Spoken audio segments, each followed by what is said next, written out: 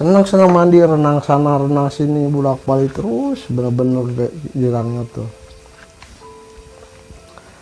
Gak lama kemudian itu berubah wujudnya tuh, si perempuan itu berubah wujudnya tuh. Ke atasnya manusia, ke bawahnya panjang. Tapi dia belum menyadari, belum. Ya di situ tuh sama orang yang ada di situ pada canda, pada goyong, ketawa, senang-senang di situ. Terus si anak muda itu belum menyadari, wah dirinya udah robah begitu, belum. Seneng banget. Pas udah sekitar, mungkin udah puas mandinya, dia manjat. Udah keluar dari kolam itu, bentuknya berubah menjadi manusia lagi. Udah gitu, sama ya pemuda tadi tuh dijemput. Ayo kamu ikut lagi dengan saya, dipanggil ratu. Panggil lagi masuk keraton menghadap ratu. Ratu nanya, kamu udah puas mandinya? Ya ratu, saya seneng, seumur hidup saya baru sekarang, senengnya ampun-ampunan, bahagianya baru sekarang hari ini. Ya udah kalau kamu begitu, udah senang, ya udah. Kamu mau nggak ditikahin sama ini? Si janda itu ngeliatin aja. Ya kalau nolak bodoh, masalahnya si pemuda itu ganteng, gagah gitu, daripada si Tony mah. Pada si Tony mah gantengan itu. Nah itu, ya mau ratu, saya nikah sama dia. Ya udah kalau mau nikah, kalau kamu mau nikah sekarang. Kok mendadak ratu? Ya udah, gak apa-apa kalau mau mendadak nikah, di situ pun nikah. Wah yang namanya hajatan itu, hajatannya besar-besaran di situ, mewah-mewahan di situ. Mewah bener-bener, yang namanya itu, yang namanya hiburan. Ada degung, ada calung, ada wayang, ada reog, wah segala macam di situ banyak. Itu hiburannya tuh 7 hari 7 malam di situ, hajatan besar di situ. Tapi si perempuan itu nangis. Nangisnya kenapa? Gak ada sanak keluarganya, gak ada. Terus nanya ratu tuh, kenapa kamu nangis? Kan kamu di sini sedang menikmati kebahagiaan nikah sama ini. Ya ratu, saya tuh emang bahagia sih, bahagia, tapi saya sedih ratu. Kenapa sedih? Iya, satu gak punya saudara, orang tua udah gak ada. Oh begitu, ya udah kamu gini aja sekarang. Udah pondok cerita, udah 7 hari 7 malam di situ hajatan tuh di keraton. Rame yang namanya penonton dari mana pada datang. 7 hari 7 malam nikah sama pemuda itu. Terus sudah nikah, udah beres begitu, udah beres. Terus si ratu tuh nanya, udah sekarang kamu kan udah punya suami, udah sekarang kamu pulang ke rumah kamu sana, nanti ada rezeki dibangun lagi rumah yang benar ya. Ini sama ratu tuh. Terus dia manggil sama mbaknya, Mbak Dayang, sini Dayang. Iya ratu, ini mau pulang ke rumahnya, coba kasih bekal, kasih emas berlian intan, sekarung, 2 karung, 3 karung, gak masalah, kasih biar banyak. Iya ratu.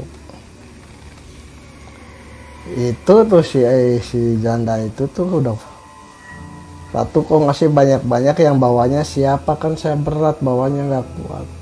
Terus ratunya, kamu kan udah punya suami, nanti yang bawanya suami kamu.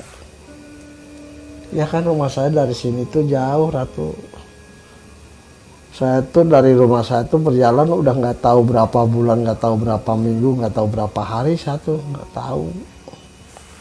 Udah sekarang gini, itu yang namanya dibekali sama ratu, dikasih emas berlian, wah segala macam masukin ke karung. Terus manggil lengser. Lengser nih, anterin ke rumahnya. Ya, ya Ratu, terus nyembah, terus ya Ratu, nyembah. Itu yang namanya barang-barang tadi ditaikin ke kereta delman tuh, ke andol ditaikin.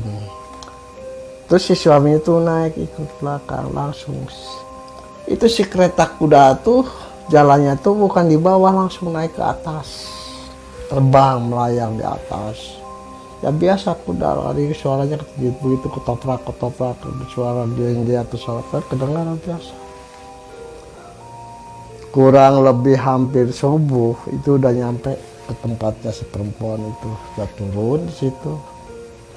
Itu yang namanya barang-barang emas berlian segala macam tuh langsung dimasukin ke gubuk tuh, masukin. Kang, ini rumah saya, Kang.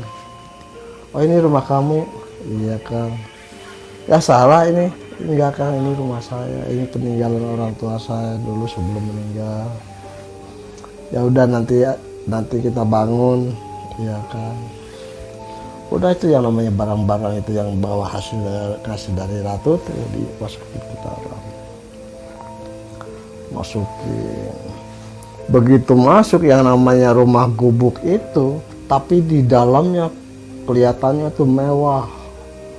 Barang-barangnya semua pada bagus di dalam rumah tuh. Tapi di luarnya sih gubuk reot kalau lihat dari luar sih.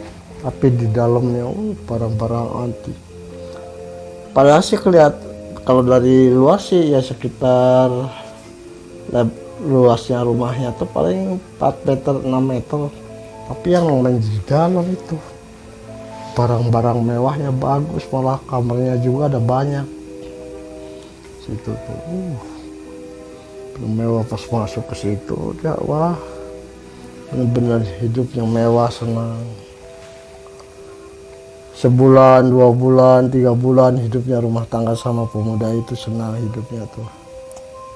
Ya namanya tadinya utang, yang tadinya minta ke warung pada dikasih, dibayarin semua, tetangganya dikasih semua.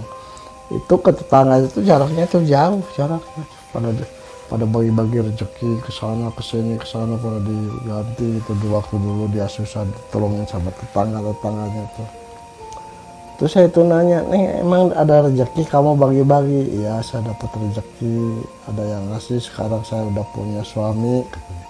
Orang mana? Orang kota. Orang kota? Iya, orang kota. Tapi sekarang nggak ada, suami saya lagi pergi, lagi usaha ke kota. Itu tapi rumah gubuk itu kalau tetangganya pada datang ke situ biasa, di situ gubuk reot, nggak ada perubahan yang bawa barang mewah atau apa enggak, biasa aja begitu, biasa. Tapi kalau si perempuan itu sama suaminya itu berubah jadi istana di dalamnya tuh.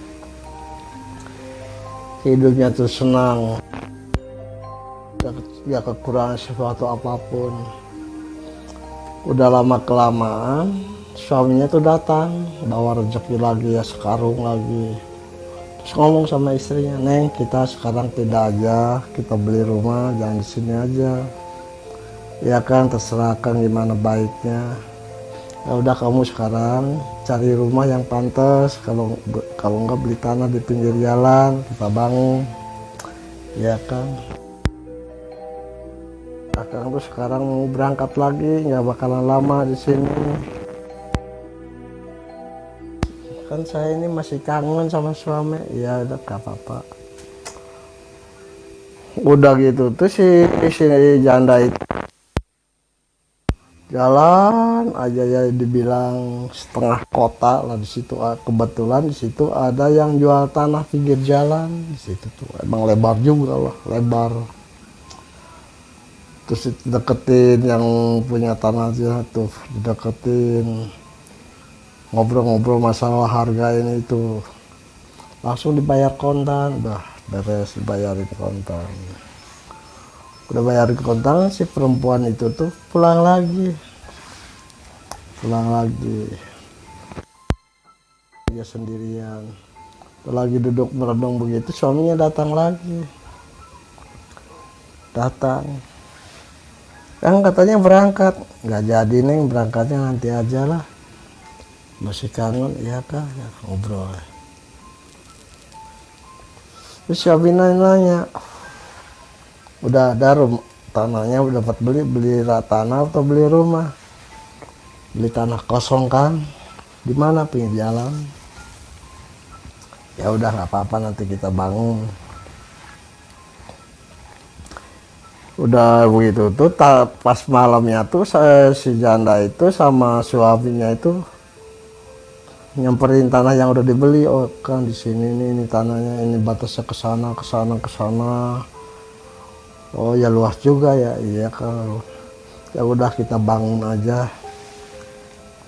Kapan kira-kira Kang bangunnya? Besok atau lusa lah kita bangun. Kata suaminya tuh ya nanti bawa orang dari sana yang bikin bangunnya. Iya kan. Udah jadi si suaminya tuh langsung pulang ke sana ke keraton, ngobrol sama Ratu. Laporan, Ratu saya di sana udah beli tanah, pengen bikin rumah, gimana buat bisnis. Iya nggak masalah bikin.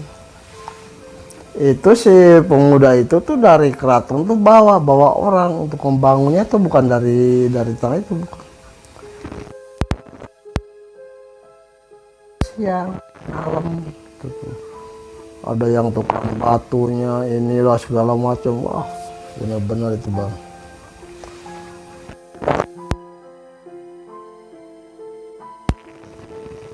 Kurang lebihnya tuh 10 jam, kurang lebihnya tuh rumah udah kelar. Ya wajar juga, malum juga sih. Yang masalah yang kerjainnya bukan bangsa manusia, bukan bangsa siluman.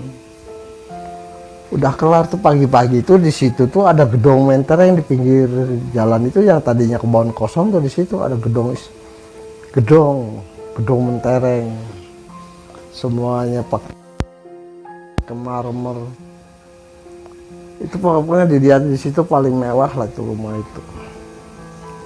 Itu cuman hampir semalam kelarnya tuh di situ. Orang-orangnya pada kaget. Ini di sini kemarin nggak ada rumah, kok sekarang ada gedung, ini siapa yang punya? Iya orang yang wah tetangga-tetangga di situ pada ribut. Ada rumah ajaib semalam kelar. Ada yang curiga inilah itulah, tapi ya santai aja. Biasa gitu ya, sama tetangga baik, yang itu baik. Nih diam di situ tuh seminggu, 2 minggu, sebulan, 2 bulan, setahun, 2 tahun, udah gitu. Dia iya pelihara ini pembantu. Kata suami tanya, kamu udah mendingan cari pembantu aja, kan capek di sini iseng sendirian, nggak ada temen. Ya kan nggak apa-apa, cari pembantu 3 orang, ada 3 orang sekaligus gitu. Jadi bebersih di rumah, bebersih terus. Tapi yang satunya itu, yang si pembantunya itu, yang satunya itu tangannya tuh usil. Ya bisa dibilang panjang tangan. Jadi kalau bebersih-bersih di situ ada barang diambilin, ada uang diambilin, ada emas diambilin. Tapi si Neng itu nggak mau usil, bodo amat, nggak ganggu, nggak negor, nggak apa. Sehari 2 hari, seminggu 2 minggu, udah sebulan waktunya bayaran ya biasa gajian gitu. Jadi yang tadinya nyolong itu tuh jatuh sakit, udah jatuh sakit, wah sakitnya tuh ya seperti kena gigitan ular gitu, matinya tuh, sakitnya tuh. Sehari 2 hari, seminggu itu orang tuh meninggal, yang sakit itu meninggal terus. Setelah itu setiap punya pembantu itu selalu meninggal, dari 1 sampai 2 sampai 3, wah setahun makin lama makin banyak meninggal, banyak yang meninggal. Itu yang namanya hartanya itu makin lama makin banyak di situ. Buka toko material, segala semen, segala macam, ceknya apanya banyak di situ. Terus ngadain karyawan laki-laki di situ banyak yang kerja. Tapi di situ anehnya tuh ada aja tuh yang iseng tuh. Kalau si Neng itu lagi keluar ya, yang pelayannya itu suka ngambilin uang, kadang-kadang bawa bawa cat, bawa paku, segala macam aja. Tapi nggak ditegur sama si Neng itu, enggak. Udah kelamaan tuh si yang tukang nyolong itu jalannya cuma injak paku, jalannya tuh injak paku sampai bengkak, berobat ke sana ke sini nggak sembuh, terus busuk kok, ya infeksi lah itu sampai meninggal tuh. Sebenarnya itu tuh bukan ketusuk paku atau gimana itu, sebenarnya itu di badan pesugihan itu ada, tapi belum tahu. Jadi si Neng itu juga yang punya kios itu yang belum menyadari bahwa dia pesugihan tuh, belum menyadari. Itu semakin lama tuh semakin kaya, pembeli dari mana pada datang, banyak pembeli. Tapi kebanyakan yang belanja itu sebangsa siluman sih, ada yang beli semen sampai 1 mobil. Wah, segala macam seperti orang yang ini, ada yang bangun gitu banyak. Itu larisnya tuh, laris ya, paling bener laris. Malah di situ juga material juga yang udah lama itu sampai kalah, ya bisa dibilang hampir bangkrut. Itu si material lama tuh dia tuh sakit hati, ngiri, cari dukun ke sana, cari dukun, maksudnya untuk mengepesin kiosnya si Neng itu, ngepesin supaya nggak laku.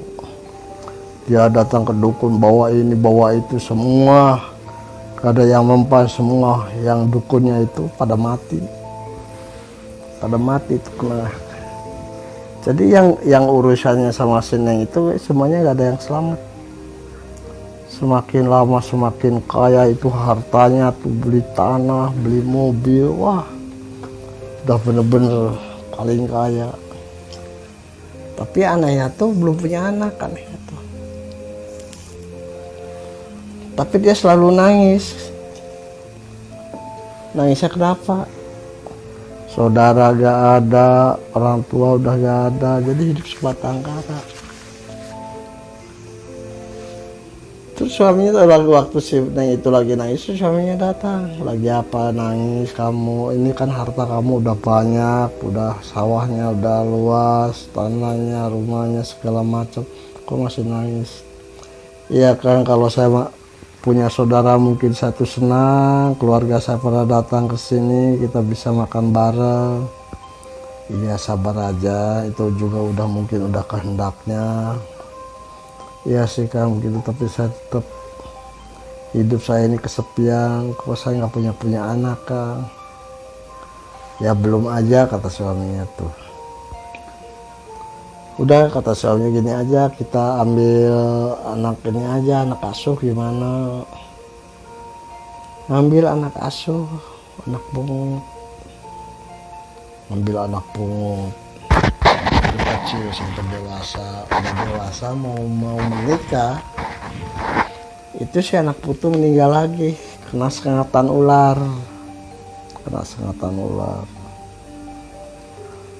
Terus itu terus saya mati, nggak jadi nikahnya, si anak punya tetap dikatakan meninggal, itu mati. Kurang lebih si Neng itu hartanya bergelimpangan kurang lebih 10 tahun. Terus ada yang datang dari atas tuh kereta datang, turun dari kereta tuh, turun masuk, dia nyambut. Ibu Ratu datang ke sini, iya. Kamu kok nggak kesana kenapa? Ya Bu Ratu, saya maaf dikarenakan saya di sini tuh sibuk, banyak urusan begini. Udah sekarang begini aja, kamu sekarang ikut ya ke sana. Di sana mau ada pesta. Itu si Neng itu tuh ikut sama Ratu tuh, ikut naik kereta ke atas, naik kereta kuda. Itu kelihatan sama orang-orang itu bukannya kereta, itu seperti meteor jatuh. Curela gitu, seperti meteor jatuh, padahal itu kereta kencana padahal. Udah gitu langsung nyampe ke laut. Di dasar laut di situ bener banyak pesta di situ. Ada pesta besar-besaran di situ tuh. Itu nah yang namanya tokonya sini itu tutup, buka tutup. Di situ ya hajatannya tuh di dasar laut tuh rame, ampunan rame, banyak dari yang namanya hiburan, itu bener-bener hiburan. Tapi ya dibilang hajatan apa ya, selamat amat. Cuma begitu aja, rame-rame aja. Di situ tuh ya namanya senang, bener-bener hidupnya di keraton tuh senang, bahagia di situ tuh. Senang, bahagia.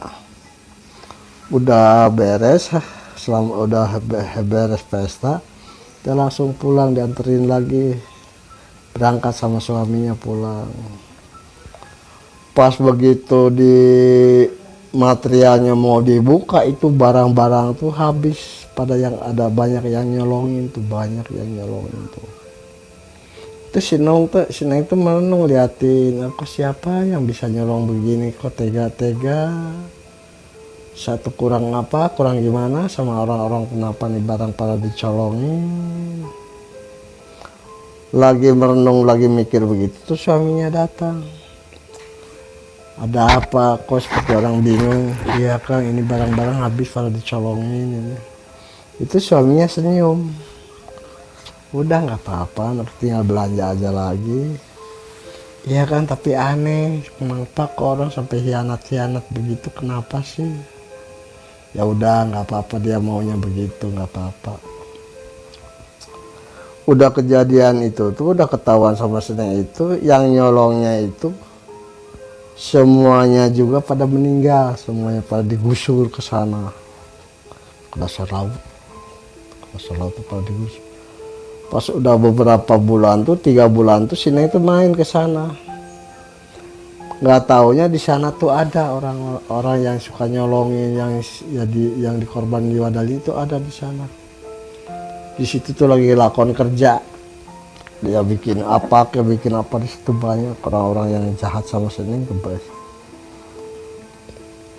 Udah begitu tuh, udah ngelihat yang jahat sama Sineng tuh, dia langsung sama Ratu, ya Ratu, saya mau pulang lagi, di sana nanti toko saya ada yang nyolong lagi.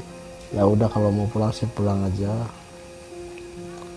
Nggak taunya mungkin si suaminya itu mungkin dengar bahwa istrinya itu udah kaya lagi tuh, mungkin dengar. Udah ya mungkin sekitar 15 tahunan itu datang ke tokonya. Dia tuh laki-laki itu tuh nggak tahu malu itu wah, minta balik lagi sampai gini, sampai ngerayu sampai begini, terus pengen balik lagi. Tuh kata sini nggak bisa, saya udah punya suami. Mana suaminya? Ada lagi kerja di mana? Ya di kota.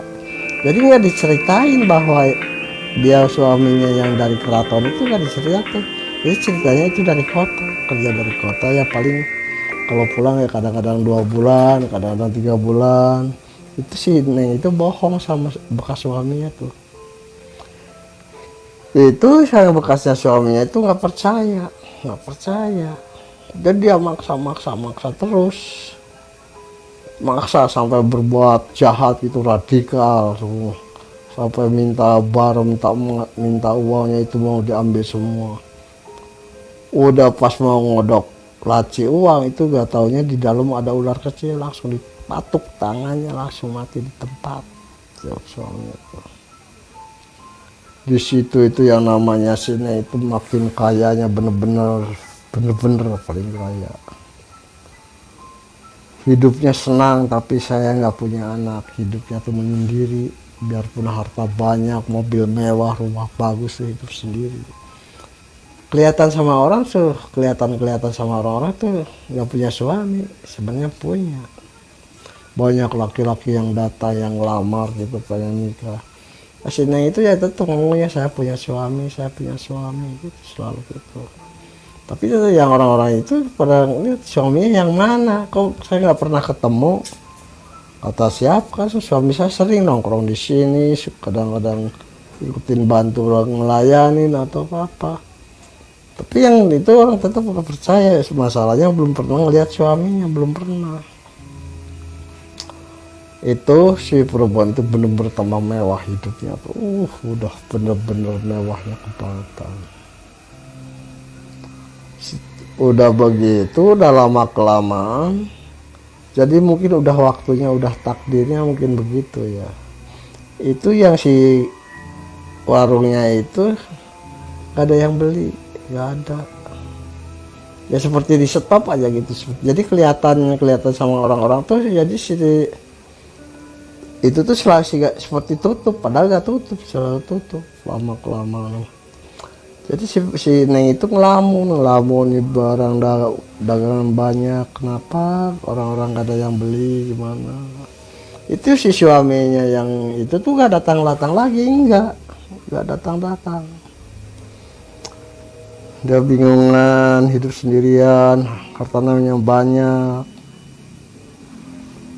Pas udah begitu dia tuh mungkin jenuh atau gimana ya, dia mulai main keluar ya, seperti shopping atau ya mewah hidupnya, shopping atau apa tuh, belanja beli yang enggak keruan, yang enggak diperlukan, belanja. Hidupnya tuh lepas kendali karena suaminya nggak datang tuh udah wah hidupnya mewah, beli ini beli itu, beli ini beli itu, wah bener-bener apa yang dia mau. Terutama pakaian mewah di situ banyak perlu dibeli. Itu yang namanya yang punya itu tuh yang di keraton itu ada, di situ ada kaca, ada seperti kaca ini ya. Saya ngeliatin aja dari kaca benggala itu, ngeliatin aja. Wah ini bener manusia hidupnya kok jadi lepas kendali. Uang itu dipakai hambur-hambur gak keruan, pakai beli ini beli itu. Pikir-pikir enak amat tuh, macam-macam tuh orang. Pas begitu nggak taunya mobilnya tuh ada yang nyolong, mobilnya satu ada yang nyolong. Terus tokonya habis, pada dicolongin, semua pada dicolongin. Wah rumahnya kebakaran, segala macam kebakar semuanya. Itu yang namanya harta yang dapat dari kasih di siluman tuh habis kebakaran, ada yang nyolong segala macam. Katanya tuh si Nengnya tuh gila, lari-lari di pinggir jalan, lari-lari pinggir jalan. Pas begitu lagi lari gitu, pas hujannya hujan angin, wah gelap, petir, petir namanya itu banyak. Gak taunya sih Neng waktu itu tuh kena air hujan, robah badannya tuh, wujudnya tuh robah. Ke atasnya manusia, ke bawahnya tuh ular panjang. Itu di situ yang namanya orang waktu lagi hujan pada teriak-teriak ada ular siluman. Itu diserang sama warga tuh, diserang, dipukulin sampai habis-habisan dipukulin. Itulah cerita pesugihan yang gak sadar, yang gak menyadari. Tuh dongeng dari saya, kekurangannya mohon maaf. Makanya kalau jadi manusia hidup ini, janganlah hidup bersewenang-wenang karena punya harta mewah-mewahan, hidup susah, banyak pikiran yang gak benar sana sini. Jangan. Biasa aja, santai, tenang, damai, nggak usah banyak pikiran kesana, santai aja. Kalau punya harta jangan pakai macam-macam itu. Itulah ceritanya pemunjungan yang nggak disengaja, pesugihan yang nggak disengaja dalam cerita ini. Manusia ular sepotong. Assalamualaikum warahmatullahi wabarakatuh. Ya para sobat CKJ semua, itulah tadi cerita tentang pesugihan siluman ular. Dukung terus kami supaya Ki Jamrong bisa bercerita tentang kisah-kisah horor lainnya. Jangan lupa untuk like, comment, and subscribe-nya. Jangan lupa tekan juga tombol loncengnya agar tidak ketinggalan tentang cerita terbaru dari Ki Jamrong. Ya sahabat, follow juga IG kami di sini. Bila kalian mempunyai pertanyaan-pertanyaan untuk Ki Jambrong, bisa ditanyakan di IG dan kita nanti jawab di video-video berikutnya. Sekian dari kami, bila ada kesalahan mohon dimaafkan. Assalamualaikum warahmatullahi wabarakatuh.